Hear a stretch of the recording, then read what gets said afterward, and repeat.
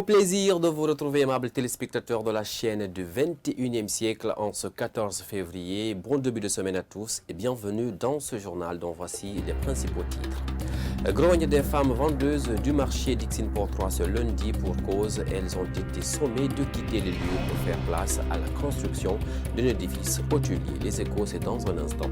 Et puis, en sécurité, on en parle dans cette édition d'information, cambriolage et enlèvement, deux phénomènes qui ont été observés ce week-end dans la capitale guinéenne.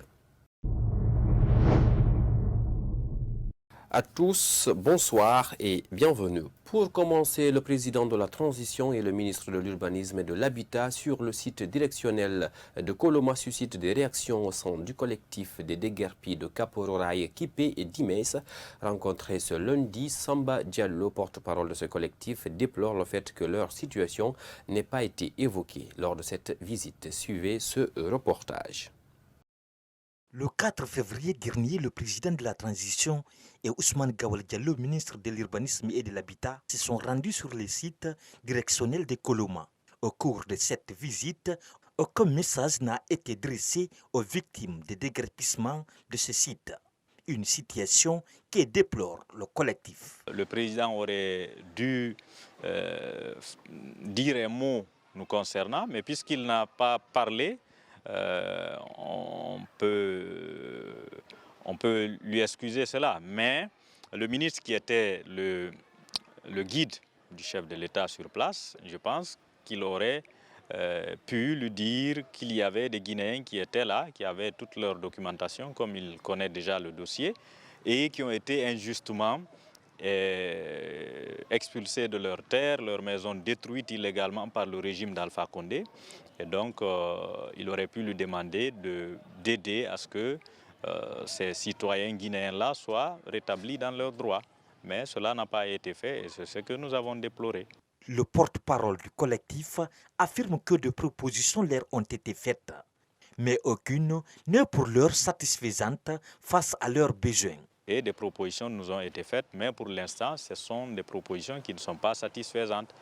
Parce que la dernière en date, c'est celle de nous proposer 50 milliards de francs guinéens, payables en 10 tranches, soit le versement de 5 milliards par trimestre. Chaque famille aura 40 millions. Qu'est-ce qu'on peut faire avec 40 millions ? Même si on nous donnait un domaine sur lequel construire, avec 40 millions, on ne peut pas construire une maison actuellement à Conakry, à Koya, Dubreka ou Forêt-Caria. À rappeler que les habitants de Kapororaï, Kipé et Dimès ont été déguerpis par les bulldozers du régime d'Alpha Condé.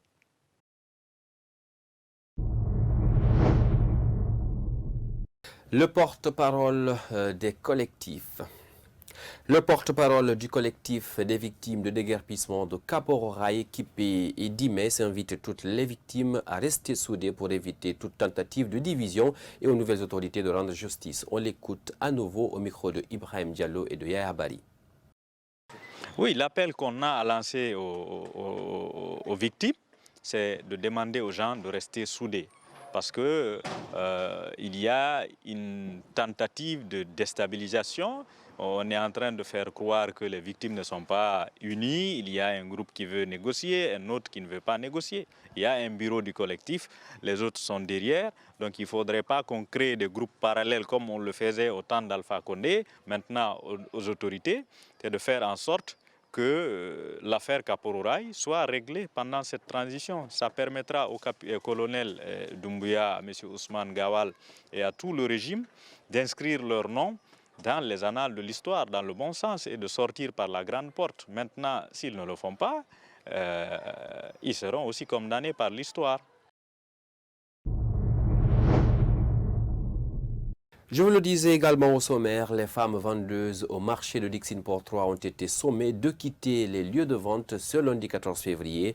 Raison évoquée d'après elles, la construction d'un hôtel à côté du marché. Une de nos équipes a rencontré certaines d'entre elles qui se sont exprimées sur le sujet. Mayamaki Dibali et Abdourahman Bari pour plus de précisions. Nous sommes au marché de Dixine-Port 3 où plusieurs femmes vendeuses ont été sommées de quitter leur lieu de vente ce lundi par un particulier à cause d'une construction d'un édifice hôtelier à proximité. Furieuses, ces femmes refusent de partir. C'est le propriétaire de cet hôtel qui est venu nous dire de quitter comme il a construit ici. Et comme nous avons refusé de quitter, il a envoyé la police ce matin.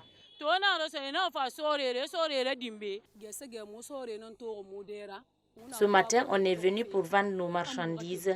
Les policiers sont venus prendre nos tables, casser les unes, jeter les autres partout et que les Libanais nous ont dit de quitter les lieux. Eux pourtant, c'est ici on connaît, on n'a pas où aller.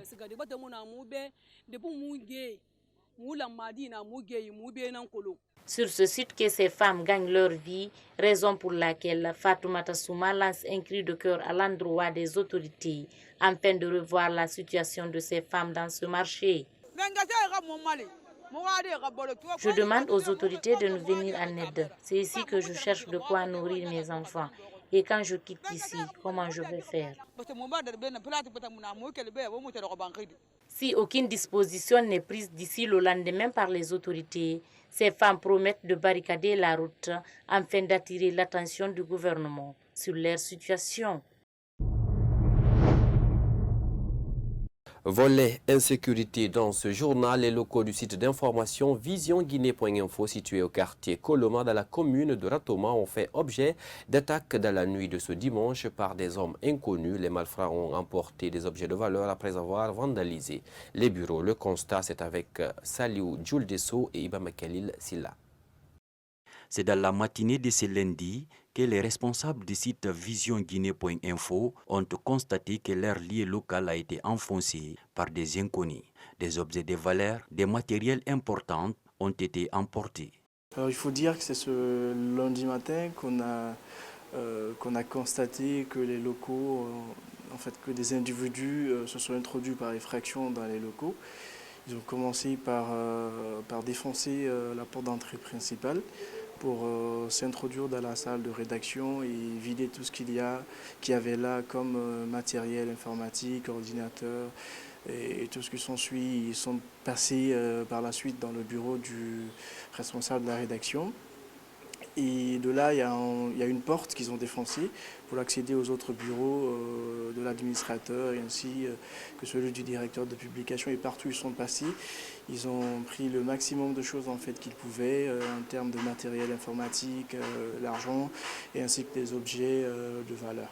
Ces responsables du site s'interrogent comment ces malfrats se sont introduits dans ces locaux. L'insécurité, ce qu'elle est dans la ville de Conakry, à l'époque, quand les PIA étaient là, on pouvait dire peut-être que les gens avaient peut-être peur de s'introduire de cette façon-là dans les locaux d'entreprises ou des maisons d'habitation et tout ce qui s'ensuit. Aujourd'hui, il n'y a certes pas de vigile, mais il y a des personnes qui sont habilitées à gérer l'immeuble et qui étaient là. Il y a également d'autres occupants qui étaient là, donc c'est un petit peu bizarre que des individus viennent défoncer une porte qui était très bien fermée et cadenassée en plus, et que ça n'attire l'attention de personne. Il est à noter que les responsables de ces médias comptent porter plainte contre X afin de traquer les auteurs de cet acte ignoble.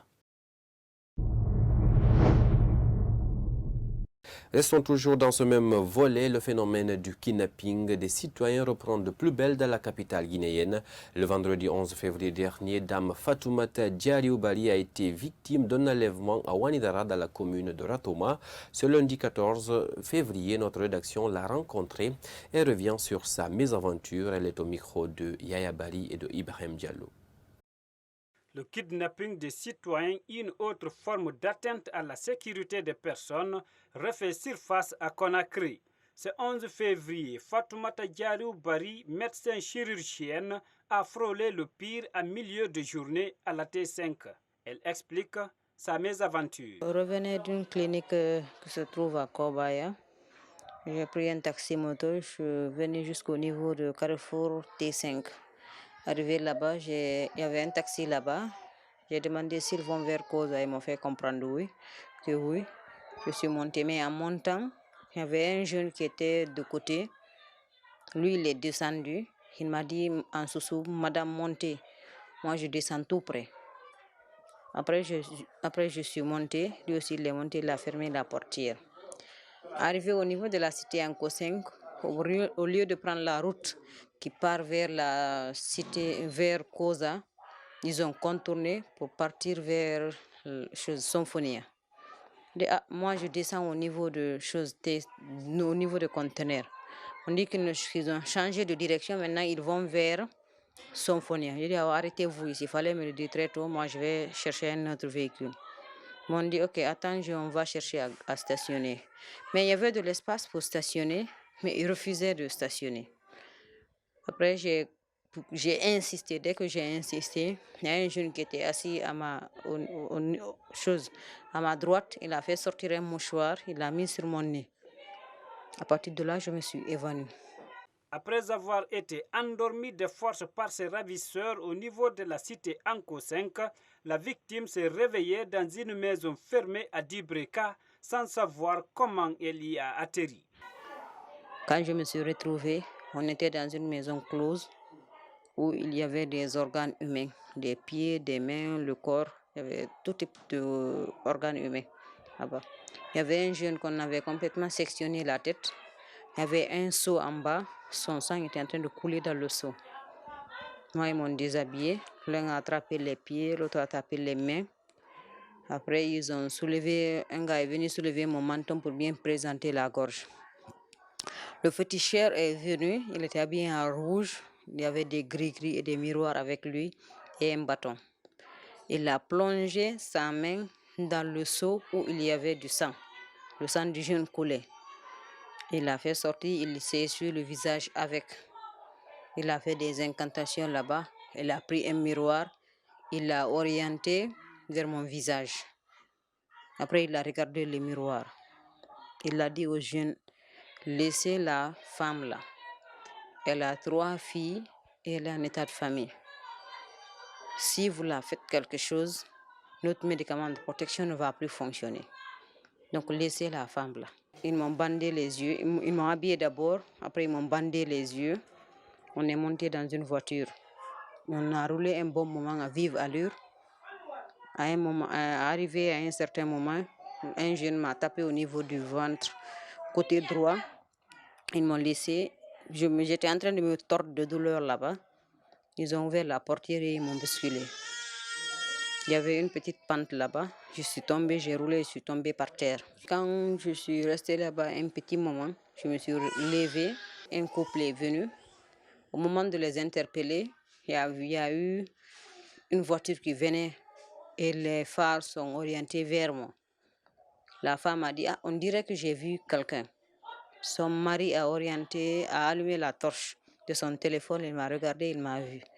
Il m'a pris, il m'a fait asseoir, il m'a donné de l'eau à boire.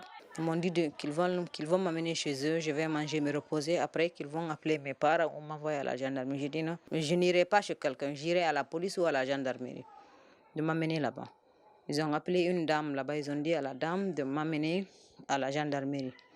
La dame m'a pris, on est venu au niveau de la brigade qui se trouve au niveau de kilomètre 5 en face de la station Shell. On a trouvé là-bas un certain Bari. Mais je ne sais pas son grade. Je ne sais pas, je ne connais pas tous les lieutenants ou colonels. En tout cas, il est Bari. Il s'est occupé de moi, il m'a donné à manger. Après, il m'a appelé mes parents. C'est ainsi que tout le monde est parti. Pour éradiquer ce fléau, la chirurgienne dentiste lance un appel à la population et aux autorités. D'abord à la population d'être très vigilante, parce que personne n'est à l'abri. Tout le monde n'a pas les moyens d'acheter une voiture personnalisée. Il nous faut emprunter les transports en commun. Donc d'être très vigilante, aux autorités de mettre tout en œuvre pour augmenter la sécurité de la population guinéenne. Alors prudence et vigilance dans les déplacements. Un petit mot de sport pour finir. Le Royal AC s'est incliné samedi dernier sur le score de 1-0 à domicile au compte de la première journée des phases de poule de la Ligue des champions africaine. Quelles sont les chances des Matamka dans ce groupe? La réponse, c'est dans cet élément de reportage signé Ibrahim Diallo et Yaya Bari. Le champion de Guinée a mal entamé les phases de groupe de la Ligue des champions africaine. Opposés aux Algériens de l'entente sportive des Sétifs, ce samedi, les rouges et blancs de Matam se sont inclinés à domicile sur le score d'1-0. Et qu'est-ce qui n'a pas marché du côté de Auréa? D'abord, c'est une concentration mentale. Ils n'étaient pas concentrés mentalement au niveau de la défense. Au niveau de l'animation offensive, ils n'ont pas su déjouer l'embuscade de l'équipe adverse. Parce que déjà, ils ont compris, l'équipe adverse a créé un surnom. Maintenant, qu'est-ce qu'il fallait? Il fallait prendre des joueurs qui ont des qualités d'individualité, partir, percer cette défense. Mais ils ne faisaient que contourner la défense et ça n'a pas marché. Ils n'ont pas relooké leur système de jeu. Il fallait percer cette défense. Donc malheureusement, ils n'ont pas exploité ces qualités d'individualité pour se trouver le chemin défilé. Donc tactiquement, l'Auréa n'était pas en place. En matière de lucidité, ils ont raté les occasions. Et au niveau de la défense, c'était la même chose. Ils ont juste manqué de concentration. Pour terminer premier ou deuxième de ce groupe B, qui serait synonyme d'une qualification en quart de finale, ce chroniqueur sportif propose. Ils ont le temps de se rattraper, mais ça va être très difficile. Déjà, avec les clubs maghrébins, tu perds à domicile. Attends-toi à quelque chose, en déplacement, ils vont te battre. Là, tu as un match nul, tu es parti. Donc, si l'Auréa veut se qualifier, il faut qu'on gagne les matchs à domicile. Si déjà en amont, on commence à perdre les matchs à domicile, je vous parie aujourd'hui, la suite, ça va être très compliqué pour l'Auréa. Le Horia de Conakry est déjà en Afrique du Sud pour défier les Amazulu le vendredi 18 février prochain, au compte de la 10e journée. Mesdames et messieurs, ce journal a été concocté et réalisé pour vous grâce au concours de l'ensemble des équipes de la technique et de la rédaction de Star 21 TV à tous. Merci de l'avoir suivi et joyeuse Saint-Valentin à tous. Au revoir.